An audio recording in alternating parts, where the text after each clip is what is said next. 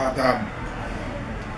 तो पिछले वीडियो में मैं जो शुगर की दवाएं होती हैं उनके खाने के बाद जो अलामात ज़ाहिर या जो बीमारियां ज़ाहिर होती हैं वो मैंने बताया था, और उसमें जो बच गई थी वो अब बता देता हूँ कि उन अमराज में एक तो ये है कि कितना भी सो लेकिन तबीयत फ्रेश नहीं होती है। सोकर उठने पर आलस पकड़े रहता है, सुस्ती पकड़े रहती है और पहले की तरह फ्रेशनेस मालूम नहीं होती है। जिसमें सोकर उठने पर भी थकावट महसूस होती है और पूरे दिन थकावट का एहसास रहता है। काम करो या मत करो लेकिन थकावट का एहसास नहीं जाता है।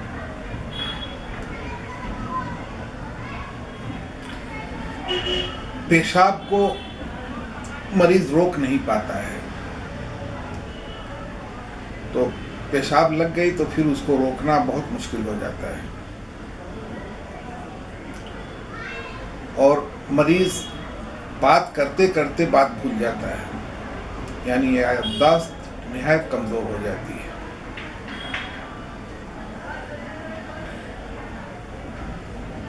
फिर क्या होता है कि पहले तो भूख लगती नहीं है, भूख बहुत कम लगती है, लेकिन कंटिन्यू जब 3-4 साल 5 साल दवा खा लो तो उसके बाद भूख लगेगी और फिर भूख बर्दाश्त नहीं होगी।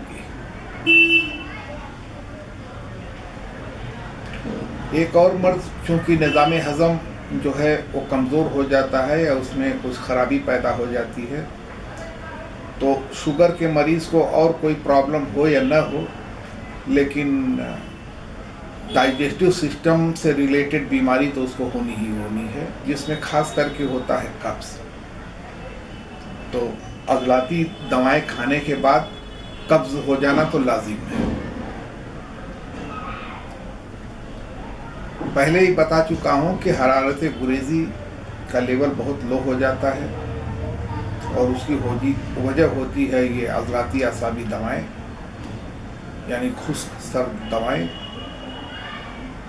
और इसकी वजह से जब खुश्की गालिब होने लगती है तो फिर टांगों में दर्द होने लगता है, और टांगों में दर्द होने के साथ साथ नसों में खिंचाव महसूस होता है, खास करके पैर की नसों में खिंचाव महसूस होता है। और एक दूसरा प्रॉब्लम जिसको टांस लगना बोलते हैं वो भी शुरू हो जाता है।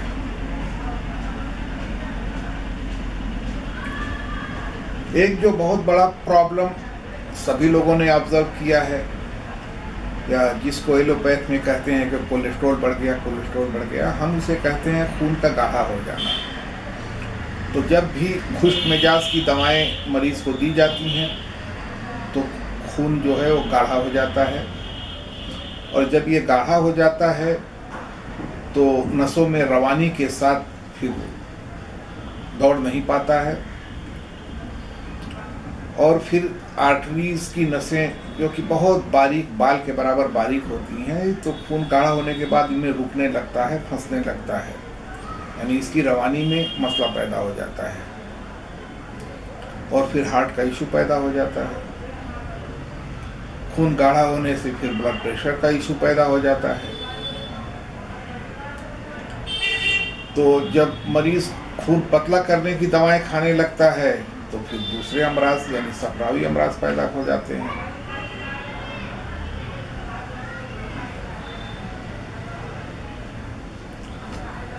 काम करने की बिल्कुल हिम्मत नहीं पड़ती है, काम करने का बिल्कुल दिल नहीं करता है, न ताकत महसूस होती है और न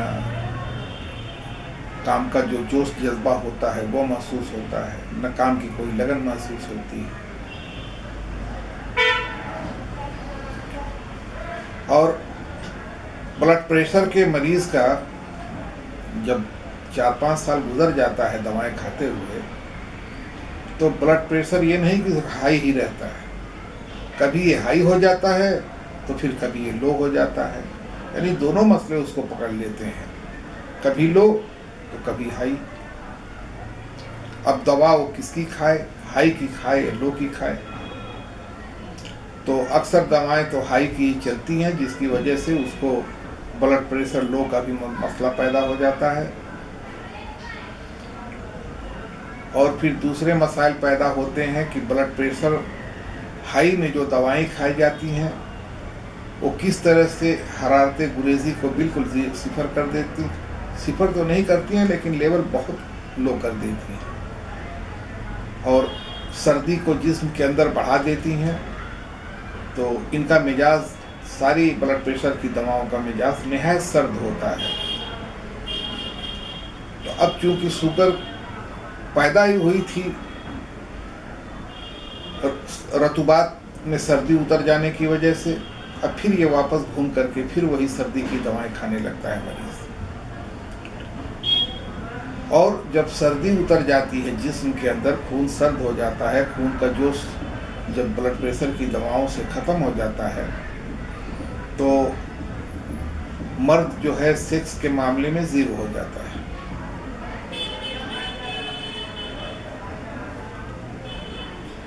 एक और प्रॉब्लम आता है कि सांसों में तंगी महसूस होती है, सांस लेने में आसानी से सांस नहीं आता जाता है, थोड़ा रुकावट महसूस होती है। सांस फूलना भी एक आम बात है कि खुश्की की वजह से सांस भी फूलने लगती है।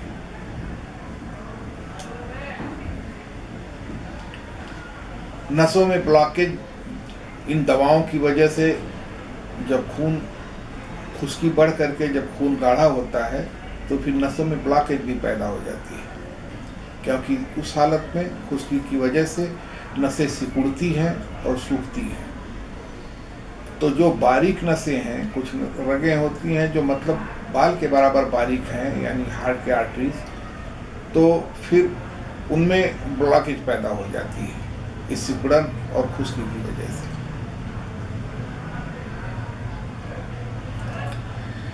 ये जितनी अलामतें मैंने बताई हैं, ये जितने मर्ज मैंने बताए हैं, ये सारे मर्ज पैदा होते हैं ये दवा यानी अज़लाती आसाबी दवा खाने के बाद, जिनका मिजाज होता है खुश्क सर्द।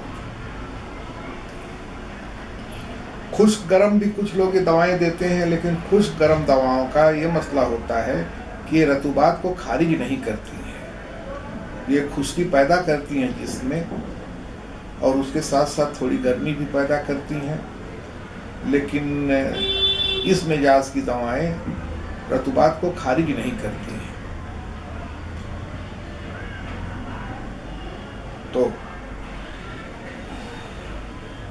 तो इसलिए ज़्यादातर दवाएं जो हकीम और डॉक्टर देते हैं उनका मिजाज खुश्क सर्द ही होता है।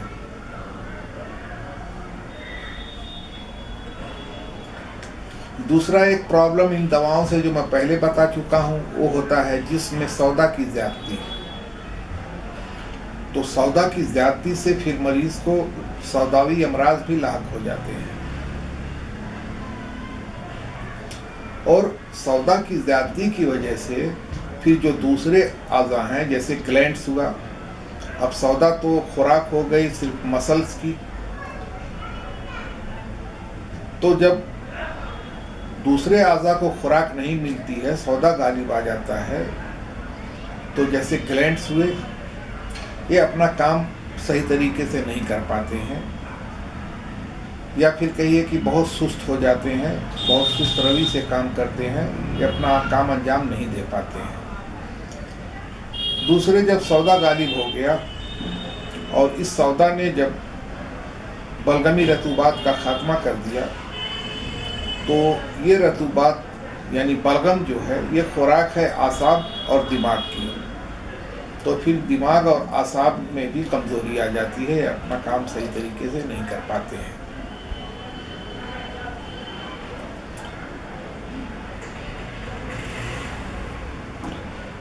इससे सबसे बड़ा प्रॉब्लम क्या होता है सेक्स के मामले में कि मनी की पैदावार यानी सेमेन की पैदावार या तो कम हो जाती है या बिल्कुल ख़त्म हो जाती है।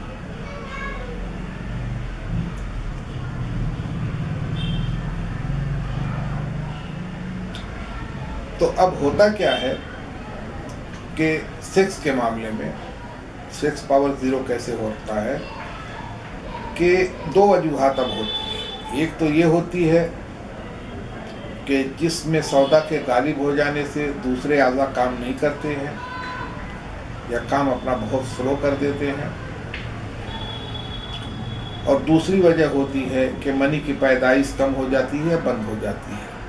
तो इन दोनों वजूहात की बिना पर सेक्स पावर ज़ीरो हो जाता है, आदमी नामर्दी के कगार पे पहुंच जाता है।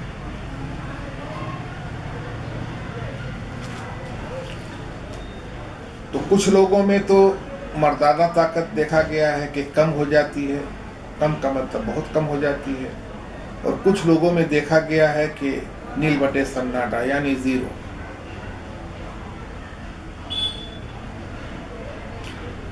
दूसरा क्या प्रॉब्लम होता है कि जब मरीज कंटिन्यू इन दवाओं को यानी शुगर की अज़वाती असाबी दवाओं को खाता है 3 साल 4 साल 5 साल, कुछ लोग 10 साल तक, तो इन दवाओं की वजह से हमारा जो सिस्टम है शुरू में तो हल्की फुल्की दवाओं से काम बन जाता है, लेकिन फिर हमारे सिस्टम को इन दवाओं की पड़ जाती है आदत, और फिर ये दवाएं काम नहीं करती हैं। जब ये दवाएं काम नहीं करती हैं, जो कि शुरुआत में चलाई गई थी, तो फिर डॉक्टर क्या करता है कि पोटेंसी बढ़ाता है, फिर वो हल्की फुल्की दवाओं को हटा करके फिर हाई डोज की दवाएं देता है। अब हाई पावर की दवाएं तो जो खराबियां पैदा हुई थी जिसमें वो हल्की फुल्की दवाओं से, वो इन खराबियों को सीधा डबल कर देती है।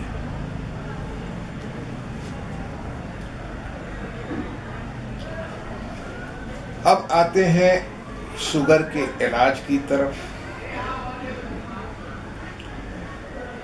तो शुगर की दवाओं से पहले हमको समझना पड़ेगा दवाओं का मिजाज। तो सबसे पहले मैं बताता हूं आपको एलोपैथिक दवाओं के बारे में। एलोपैथिक दवाएं काम करती हैं अपनी खासियत की बिना पर, इनका मिजाज से कुछ लेना देना नहीं होता है। जबकि आयुर्वेद की दवाएं और यूनानी दवाएं और तमाम जड़ी बूटियां ये काम करती हैं अपने मिजाज के मुताबिक। तो हर दवा का अपना मिजाज होता है, कोई खुश गर्म होती है, कोई खुश सर्द होती है, कोई गर्म खुश्क होती है, कोई गर्म तर होती है, कोई तर सर्द होती है। तो सबका अपना अपना मिजाज है, इस मिजाज के लिहाज से काम करती है। लेकिन कुछ मुफर्रद अदविया ऐसी भी हैं जो अपने मिजाज के साथ साथ अपनी खासियत की बिना पर भी काम करती हैं, चाहे उनका मिजाज कुछ भी हो, लेकिन वो अपनी खासियत को जिसमें छोड़ती हैं। तो वो दवाएं भी मैं आपको बताऊंगा।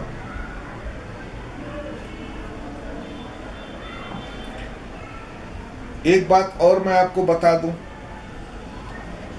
कि कुछ लोग दवाएं, कुछ हकीम लोग भी कुछ मुजर्रात, कुछ अक्सीरात यानी बड़े गुजरे हुए हकीमों के चलाते हैं, मरीज को फ़ायदा नहीं होता है तो फिर गाली दे करके छोड़ देते हैं कि बकवास लिख करके गया अपनी किताबों में। जबकि हकीकत ये है कि सारे जो कदीम किताबें हैं उनमें लिखे हुए सारे मुजर्रात, सारे अक्सीरात सब के सब काम करते हैं, किसी में कोई खराबी नहीं, कोई प्रॉब्लम नहीं, और सैकड़ों साल की आजमाए हुए वो नुस्खे हैं, उनमें कोई कमी नहीं है। बस हुआ ये है कि उन हकीमों ने अपनी पूरी ज़िंदगी उन नुस्खों के ऊपर सर्फ की है, और कोई हकीम तो सिर्फ एक नुस्खे को कामयाब करने में अपनी पूरी ज़िंदगी ख़त्म कर दिया। उसने ज़िंदगी में एक ही या दो नुस्खा बनाया है और उन्हीं को आजमाया है, मॉडिफाई किया, आजमाया मॉडिफाई किया, तो फिर अपने आखिरी दौर में उसने उसको कंप्लीट करके लोगों के सामने पेश किया है। उनमें कोई प्रॉब्लम नहीं। प्रॉब्लम ये है कि उन हकीमों ने अपनी दवा के साथ ये नहीं बताया कि ये चीज़ें कब देनी है, किसको देनी है, किस तरह देनी है, किस उम्र के आदमी को देनी है, उस मरीज़ की सेहत कैसी होनी चाहिए, वगैरह वगैरह। कोई डिटेल नहीं लगाया उसके साथ, और ये छोड़ दिया है हकीमों के ऊपर कि हकीम खुद फैसला करे कि इस दवा को वो किसको दे, किसको ना दे, कब दे, किस तरह दे, और इन दवाओं के साथ वो कौन सी ग़िज़ा दे, वगैरह वगैरह। तो हकीम लोग, अब इनकी बात तो मैं नहीं कर सकता और पीठ पीछे किसी की ग़ीबत नहीं कर सकता, क्योंकि बहुत सारे हकीम हैं, हर गली में 10 मिलते हैं।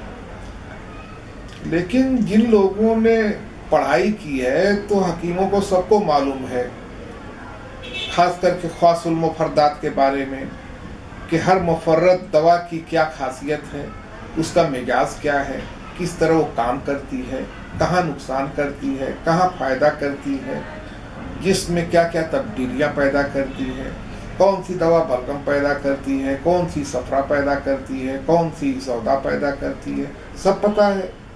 इसलिए नुस्खे को देख करके ही हकीम समझ जाता है कि भाई ये दवा कहाँ काम करेगी, किस मरीज़ के ऊपर काम करेगी, इसके साथ ग़िज़ा क्या रखनी है। ये सारी दास्तान वो खुद ही समझ लेता है और खुद अपने हिसाब से, अपने इल्म के हिसाब से वो फैसला करता है। तब ये दवाएं भी काम करती हैं।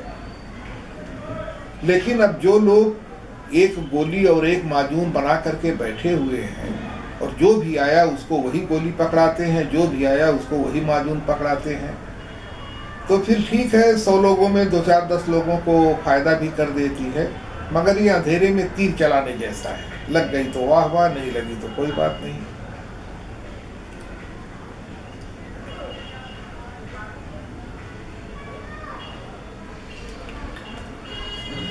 अब अगर शुगर का मरीज़, देखिए, अगर वो मतलब शुगर लेवल अगर 200 के नीचे है तो ज़्यादा कुछ करने की ज़रूरत नहीं है।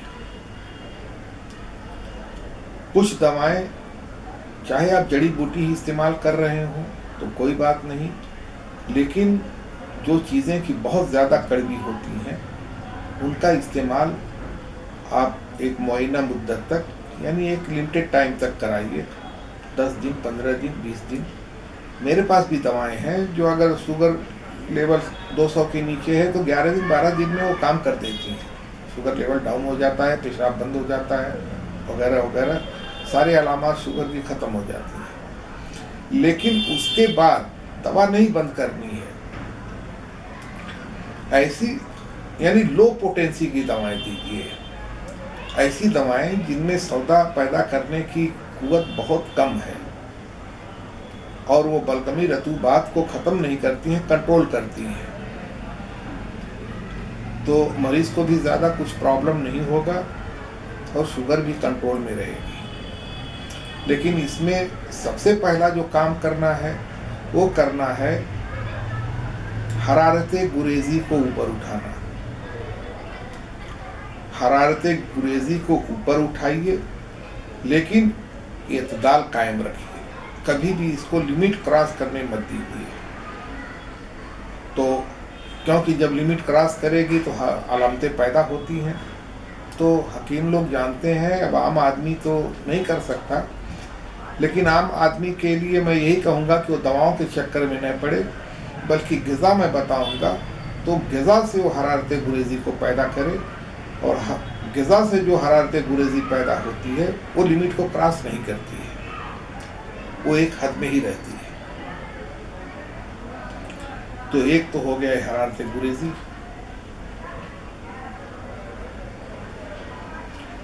एक दूसरी चीज़ है कि शुगर लेवल अगर 200 के नीचे है तो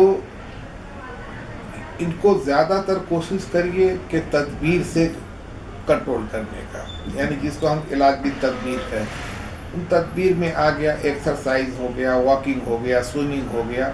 जितना ज़्यादा आप एनर्जी बर्न कर सकते हैं तो एनर्जी बर्न करने की कोशिश करिए। दवा के बजाय ग़िज़ा से आप निज़ाम हज़म को दुरुस्त करने की कोशिश करिए, और डाइट में ही ऐसी चीज़ें मत खाइए जिनसे सर्दी और बलगम पैदा होता है। तो डाइट के साथ साथ अगर आप एक्सरसाइज, वॉकिंग, स्विमिंग वगैरह करते हैं और अपने आप को बिज़ी रखते हैं, कुर्सी, चेयर, सोफ़ा, बेड इन सब को छोड़ देते हैं, बेड का इस्तेमाल सिर्फ आप 5 या 6 घंटा जो भी आपकी नींद है सोने के लिए करते हैं, तो इन चीज़ों से भी शुगर कंट्रोल हो जाती है। और अगर आदमी एक कॉम्बिनेशन बनाए, कॉम्बिनेशन इस तरह बनाए कि उसमें कुछ हल्की फुल्की दवाएं भी शामिल हों और कुछ तदबीर भी वो शामिल करे, एक्सरसाइज वगैरह, उसमें मेडिटेशन, योगा वगैरह भी वो शामिल कर सकता है। तो मेरी नज़र में तो एक्सरसाइज में स्विमिंग सबसे बेस्ट है, और कुछ डाइट, तो डाइट